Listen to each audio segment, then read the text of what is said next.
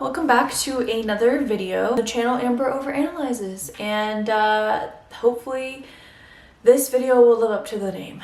So, I wanted to talk about one of my favorite shows I finished watching a couple months ago. You may have heard of it. It's called Fruits Basket. Now, this is one where I actually had the privilege of watching the original. I watched it, this will tell you my age, but I'm not quite as old as you might think when I talk about this. But I watched the original when I was in high school, but I didn't watch it until like 2009. So it was already an older show. Really cool to see it as a high school student and, you know, relate to Toru on a different level than I might now. And then when I heard it was coming back, got really excited. Well, more intrigued. I was kind of like, I don't know, like I watched that in high school, am I gonna still like it, you know, as an adult? And it's really, really good. And what's cool too about Fruits Basket, I'll just give you a little nugget of information if you haven't seen it, that, you know, it's there are a lot of really well fleshed out adult characters and teenage characters, and it really goes into, I think, the psychology of a lot of different things. So it's a very fascinating story. This one, I just wanted to focus on a few characters, and then if you guys like this, I will, you know, try to analyze some more of the characters. A little disclaimer, I do have a psychology degree, but I am no psychologist, so if, you know, anything I'm talking about here could, you know, this is just for entertainment purposes, it could be incorrect, so, you know, consult with a psychologist before, you know, diagnosing anyone or making any decisions in real life. So that disclaimer's done. So I kind of wanted to talk about a character psychology analysis of Toru. We're going to start with Toru, Yuki, Kyo, and we're going to talk about Akito and like the overall dynamic a little bit. But I might save that for another video to really, really dive in. So let's start with Toru. So I always related to Toru. Well, we won't go there, but all right. Toru has abandonment issues. I think that's pretty obvious from early on because, you know, her mom literally dies. Her dad, oh, by the way, spoilers, big spoiler warning for this video. I'm not gonna hold anything back. So if you haven't seen all 3 seasons, don't watch this yet. Come back. Okay, now all of us who've seen all 3 seasons are here. Let's keep going. So, Toru, her mom died. Her dad died when she was really young. And I think her dad dying when she was so young gave her, you know, it began those abandonment issues and the insecurity issues. You know, you see her talk with Kyo about how she literally basically changed her personality. She wasn't really being true to herself when she was very, very young because her mom, you know, was, I think, a great mom, but she was also emotionally unstable at points, clearly. I don't think the anime goes into it as much as like it seems to imply, but it seems to me like Toru's mom was probably going through a lot, understandably, because her husband died. I think he left and died. He died, for sure. That would be really hard on anyone. So, you know, little kids, they notice this stuff. You know, you could be 2, 3, basically even a baby, right? Like they're learning human emotion, and the parents are like, if you've studied psychology, are like one of the most important aspects of, or, you know, it doesn't have to be parents. Don't think, you know, if your parents weren't great, you're screwed. But some adults are very important when you're a kid. So some example could be your school psychologist. It could be a teacher. It could just be people in the community.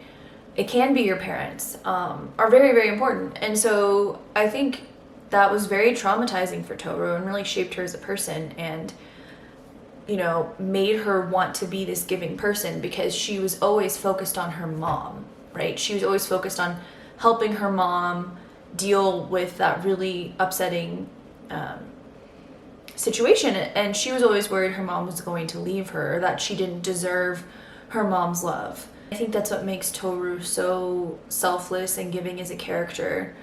And I also think that's where her character growth starts to come in. I think Toru grows as a character, but she doesn't grow as much as a lot of the other characters in this story. So I'd love if there was like a spin-off or something where we see Toru really start to love herself more. I think Kyo does help her do that, but I think she still has a ways to go, would be my impression from the anime. Even from the very beginning, she talks to her grandfather and he's like, just kind of like, oh, I don't know if we're gonna have enough room while we're staying with your aunt and uncle, for you to stay here. And she takes that as like, oh, I need to leave. I'm a burden to other people. I need to get a tent. And, even when she's living with Kyo and Yuki and Shigure, she's always wanting to cook and clean and help them. So it's very fascinating how I think Toru's genuinely a good person, but it is sad the reason why she became such a good person. And you see characters not believe that she is as kind and giving as she is, which I think is interesting too, throughout the anime. Okay, so next, Yuki. So Yuki, he has a very, I would say, like, his temperament is very, like, steady. Like, people have different temperaments. So some people's emotional ranges are going to be a lot bigger than others.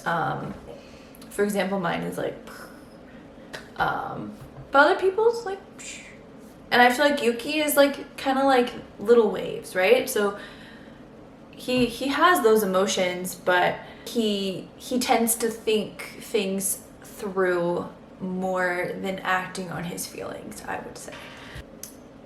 It's interesting to me how he wanted conditional love, and he kind of got that from Toru, but that made him see Toru as a mom.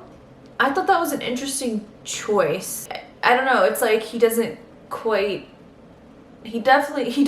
an unconditional love relationship, which is interesting to me. Like, we don't see his relationship with the new girl, I forget her name, I'll have to put it in there, but she's only in she's in like half season 2 and 3, and I like them, but like you don't see what their relationship would be like long term.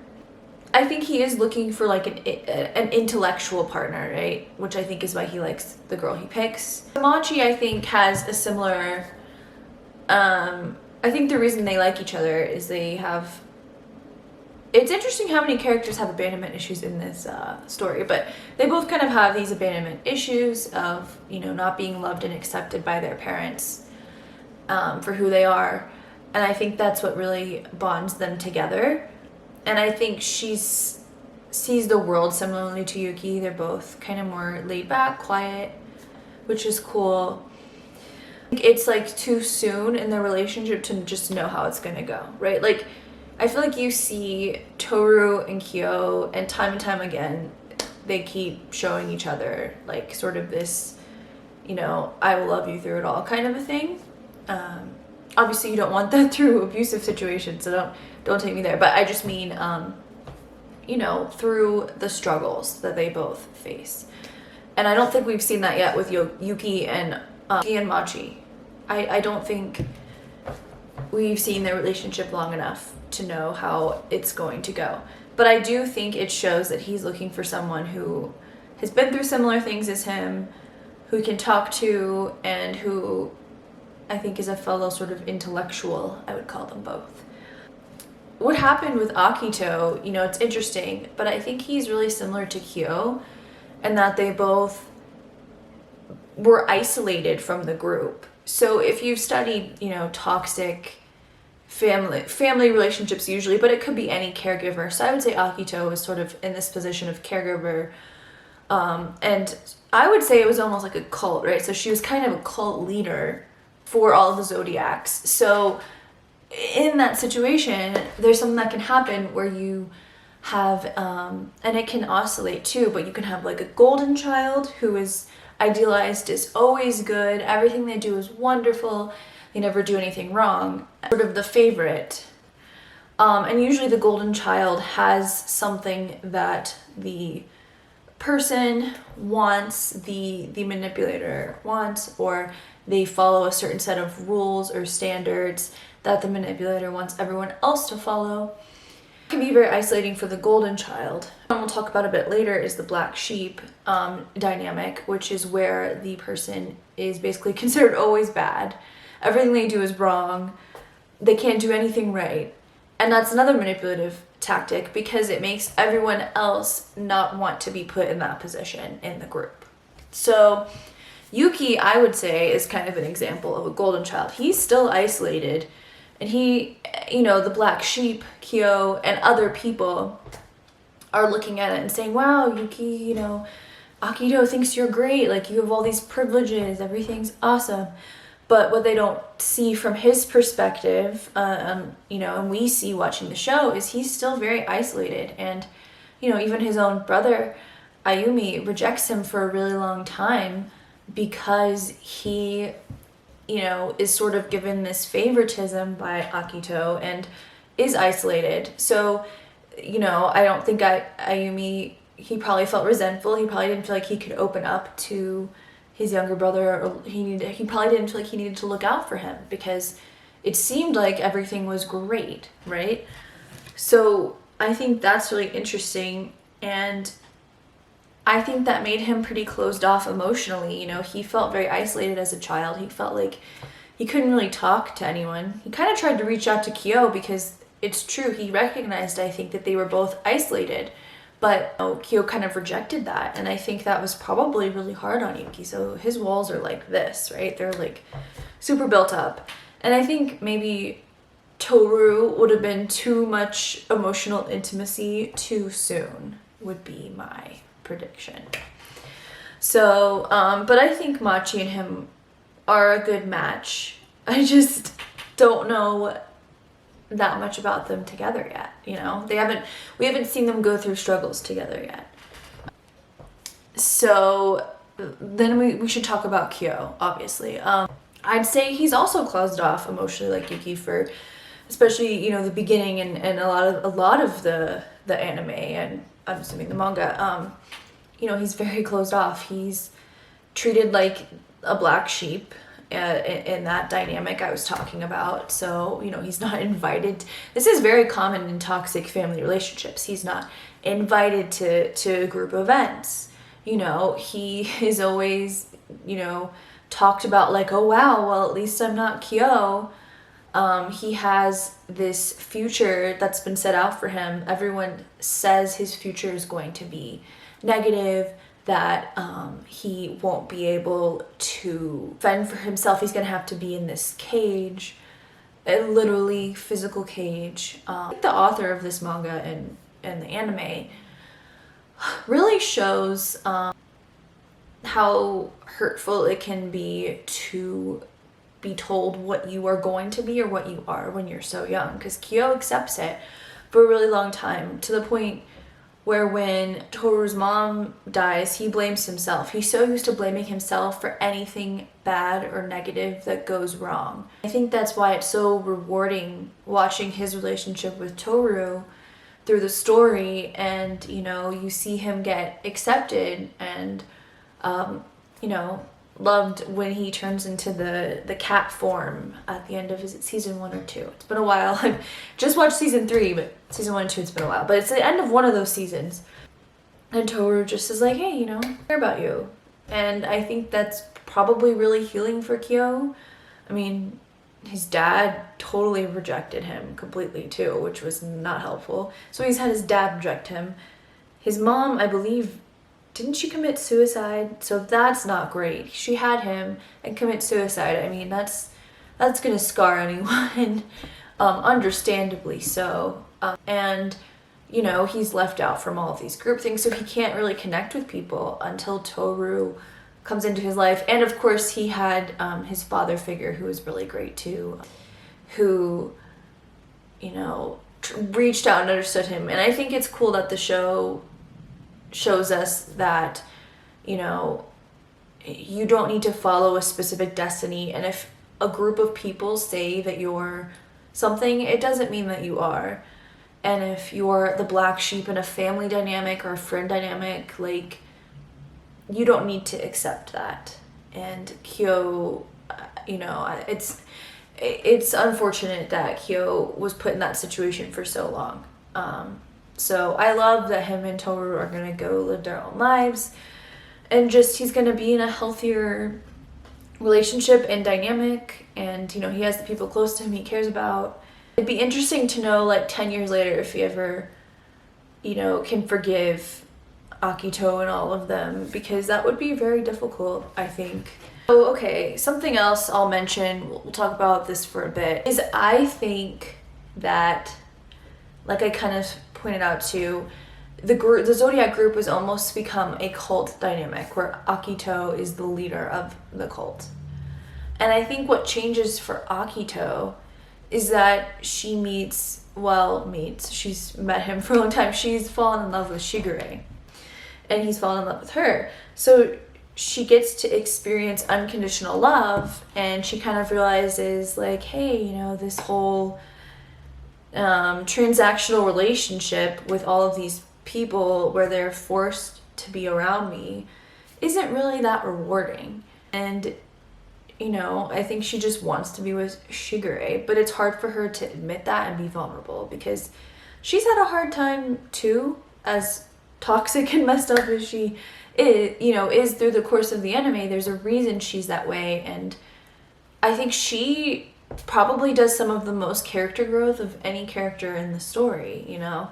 But I mean, her mom, basically, I don't want to be insensitive, so I am a cis person, so I don't quite understand this dynamic, but I imagine it would be very hurtful. You know, she's a girl, she wants to be a girl, and she's being forced to dress as a boy because her mom is insecure. I mean, that would mess anyone up.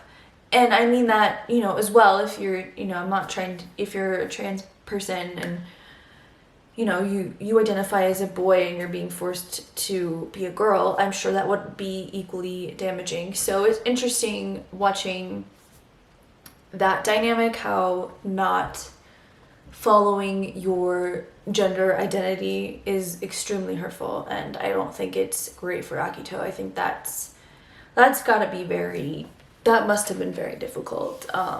And her mom being threatened by any form of femininity is not great either. You know, she can't be who she truly is, I think. And I think it's cool how Shigure really defends her to her mom, and how Akito eventually defends herself. Obviously, Akito has some violent tendencies which are not good, and she would need some serious therapy. So, and not condoning her actions in the show. But I'm just empathizing with that what she went through was probably really difficult. The thing is, Akito kind of does the same thing to Isuzu. Like, Isuzu's, you know, has very long flowing hair, she's very feminine, and she's kind of a free spirit, so she doesn't want to be put into this box of the Zodiac cult. I would argue Byankyo, she also is a black sheep because she threatens Akito, or at least Akito thinks that she threatens her, and threatens her, you know, position in the hierarchy of the cult. You know, that's also very interesting that Akito, it kind of shows you this cycle of abuse in this show through that, right? You see Akito with her mom, you see Isuzu with Akito, who I believe cuts her hair, which I think that's a really big symbol in the show of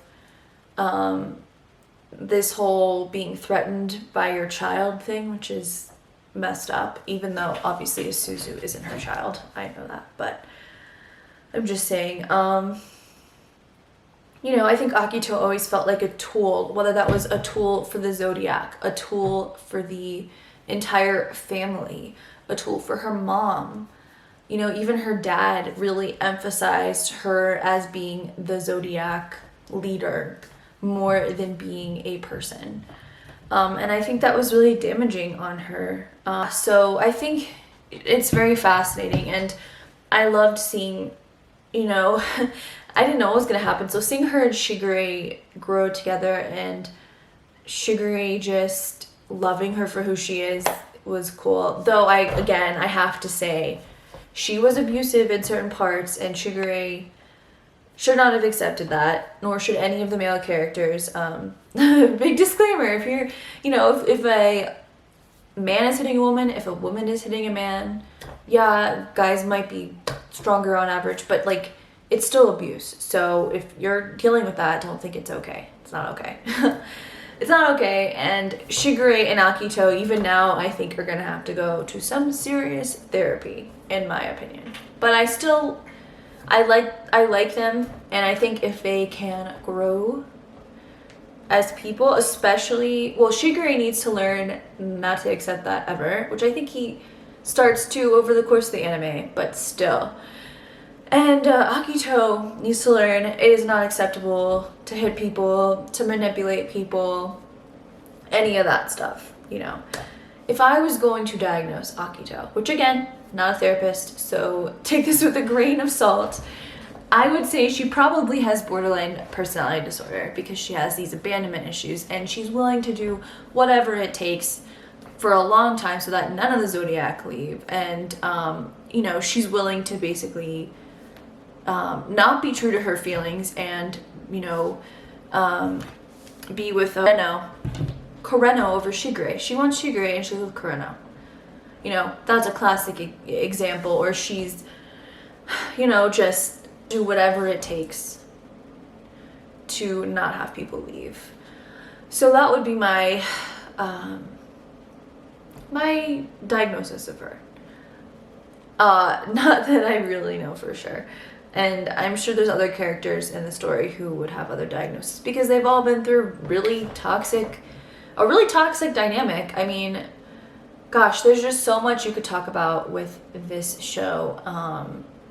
I could go on forever. But that's a little short overview. Let me know if you want me to make another one of these, and I will, and who you want me to talk about. And I can try to guess if they might have any sort of disorder, but I'm not a psychologist, so I won't make any promises. Thanks for watching. I hope you enjoyed this video. I have some other anime reviews and analysis if you want to check them out. And hope to see you next time. Goodbye.